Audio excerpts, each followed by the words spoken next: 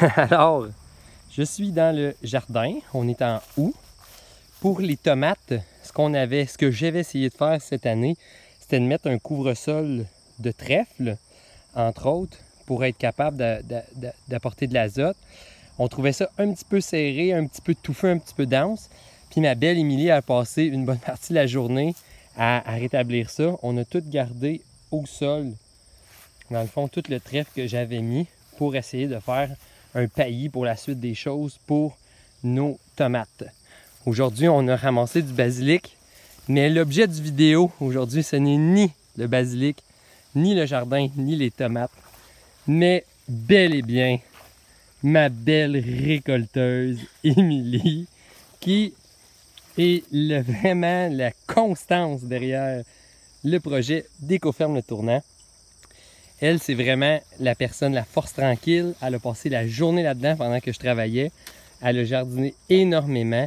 Année après année, elle se dépasse. Elle me dépasse complètement. C'est maintenant, elle, la vraie jardinière.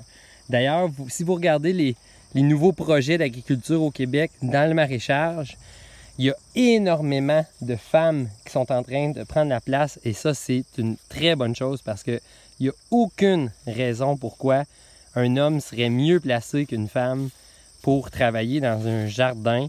Aucune raison. Et d'ailleurs, le jardin qui m'a inspiré le plus dans ma méthode de jardinage, ou en tout cas la méthode, pas ma méthode, mais la méthode ici de jardinage, c'est Marguerite Fisher. Marguerite Lepage, c'est-à-dire la blonde de Brian Fisher. Marguerite Lepage, c'est une femme extraordinaire. C'est elle qui m'a vraiment inspiré le plus. Donc, moi, je dis bravo à toutes ces femmes qui jardinent. Puis tant qu'à être dans le jardin, juste vous montrer un petit tour rapide. On a nos beaux rangs de betteraves, de carottes là-bas. On a de l'amarante. On a cette amarante-là ici. Ici, on a deux tales qui ont donné ce qu'il y avait à donner. Là. Maintenant, c'est pas mal rendu le mess, qu'est-ce qui reste là-dedans. On a beaucoup de fleurs qui ont poussé. On a des pavots ici, plein de pavots, qu'on va garder les pavots pour en faire des gâteaux pendant l'hiver et peut-être un peu d'héroïne. Non, sans blague, juste des gâteaux. Et la belle amarante ici, justement, Marguerite Lepage, elle en garde qui se ressème. Toute cette amarante-là, c'est entièrement ressemé par elle-même cette année, grâce à ces grosses touffes-là qui est remplie de semences. Il y a façon de cuisiner les semences là, pour faire comme une espèce de gruau. Ça a l'air assez compliqué, mais les feuilles de l'amarante se mangent comme des épinards. Puis Marguerite, justement, elle les fait sécher. Puis elle en a pour l'année à mettre dans ses ragoûts, dans les différentes choses qu'elle cuisine.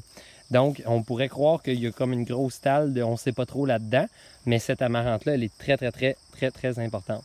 Donc, dernier regard sur ma belle Émilie. Émilie, t'es merveilleuse. Et là, nous, on s'en va faire du pesto à l'intérieur parce que notre basilic allait plus ou moins bien. Donc, on a décidé de faire un gros bi de pesto. Salut à tous! Bye!